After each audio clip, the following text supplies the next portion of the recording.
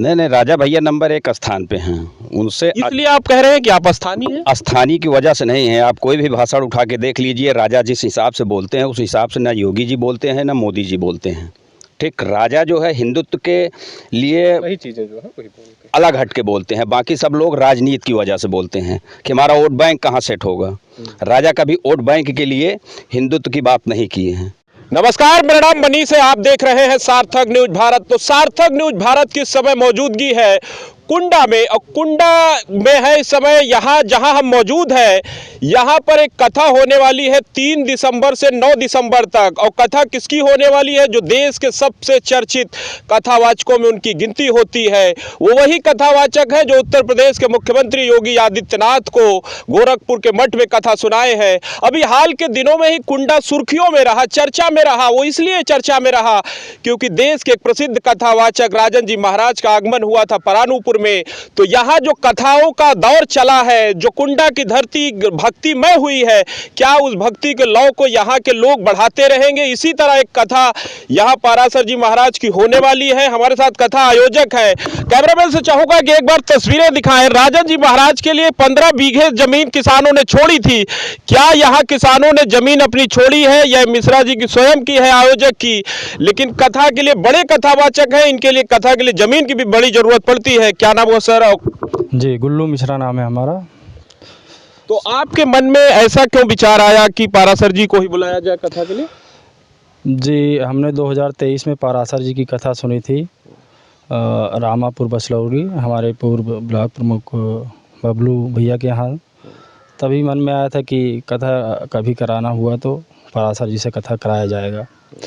जो कि माता पिता जी गया जी होके आए और मौका मिला तो प्रमुख जी के माध्यम से संपर्क किया गया। हमको डेट मिली 3 दिसंबर 2025 से 9 दिसंबर 2025। तो वही तैयारियां चल रही हैं श्रीमद् भागवत कथा।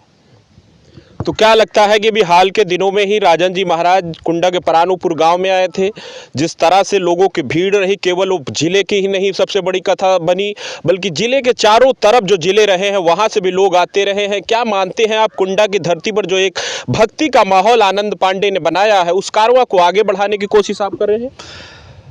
जी, श्रीमद् भागवत कथा माता पिता को सुना रहे हैं और क्षेत्र के सभी जो भी लोग हैं सबको आमंत्रित किया जा रहा है और सभी लोग आएंगे। जी, क्या लगता है कि आप भी यहीं के स्थानीय हैं?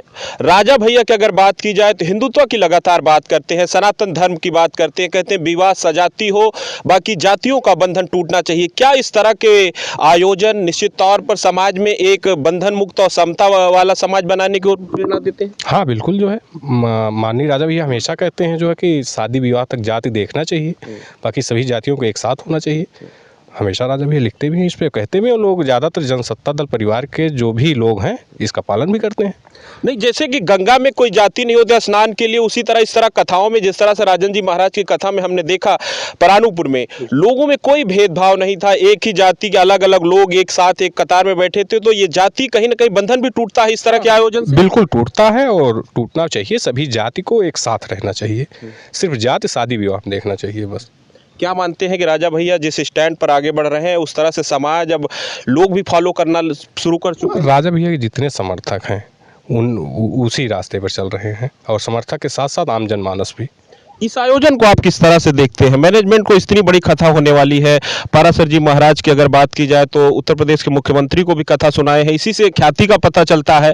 तो बड़े पैमाने पर लोगों के आने की संभावना रहेगी। सुविधाओं की क्या व्यवस्था रहेगी, पार्किंग की क्या व्यवस्था रहेगी? सारी व्यवस्थाएं रहेंगी, कोई दिक्कत नहीं है। जो है चूँकि ये गुल्लू भैया बहुत सोशल आदमी हैं, जो कथा के आयोजक हैं, इनको मालूम है जो है कैसे क्या होना है और ज़मीन से जुड़े व्यक्ति हैं और राजनीति में भी जो है एक्टिव आप रहते हैं।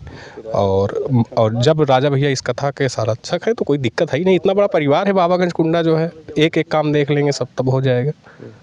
वहाँ क्योंकि हमने देखा है जमीन पर भी बहुत सारे ऐसे वॉलंटियर थे जिसको आनंद पांडे स्वयं जानने वाले नहीं थे। वो लोग वहाँ गए, पार्किंग की व्यवस्था देख रहे थे, कुछ मंचों पर थे, कुछ अंदर पंडाल में रहते थे जो पूरी तरह से बैरिकेटिंग को लेकर वो करते थे। तो तमाम ऐसी सुविधाएं जिसमें लोग बहुत जुड़े हुए थे।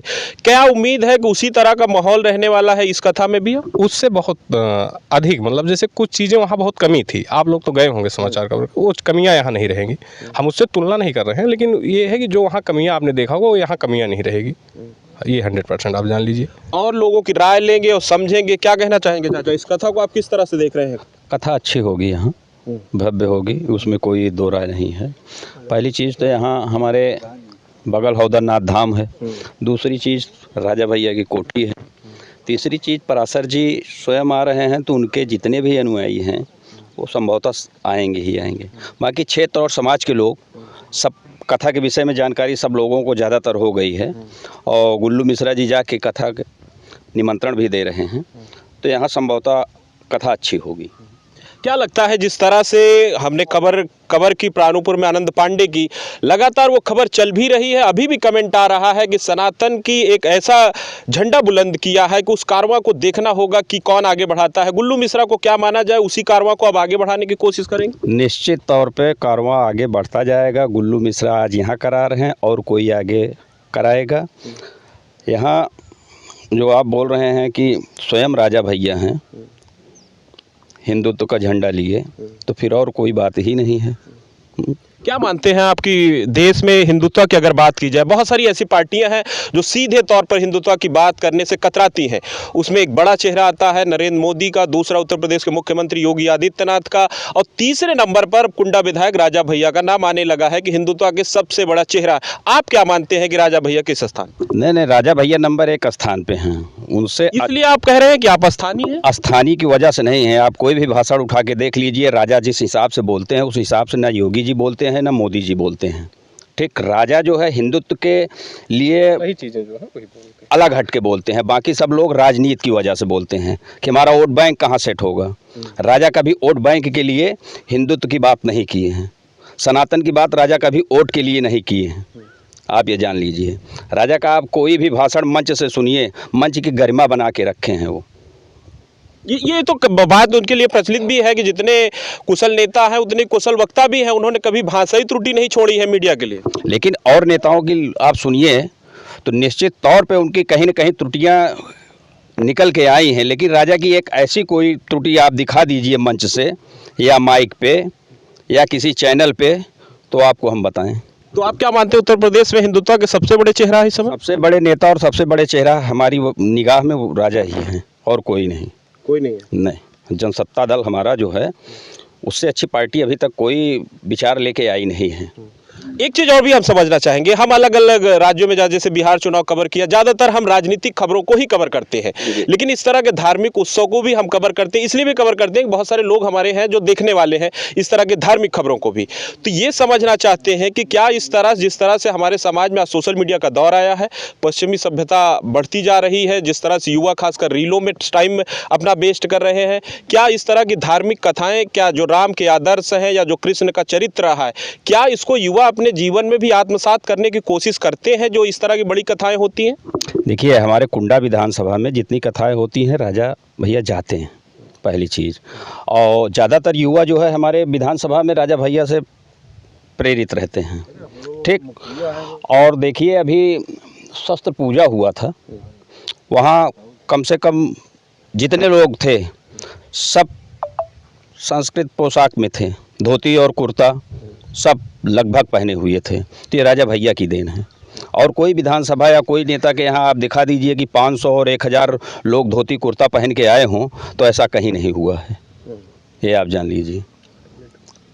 तो राजा भैया की ये छवि है जिसको युवा भी खासकर आत्मसात करने की कोशिश कर रहे हैं। जी जी, एकदम कोई ऐसे ही हमारे यहाँ युवा जितने भी हैं आप देखे होंगे कि उस दिन तो धोती कुर्ता पहन के ही आए थे, ये आप जान लीजिए।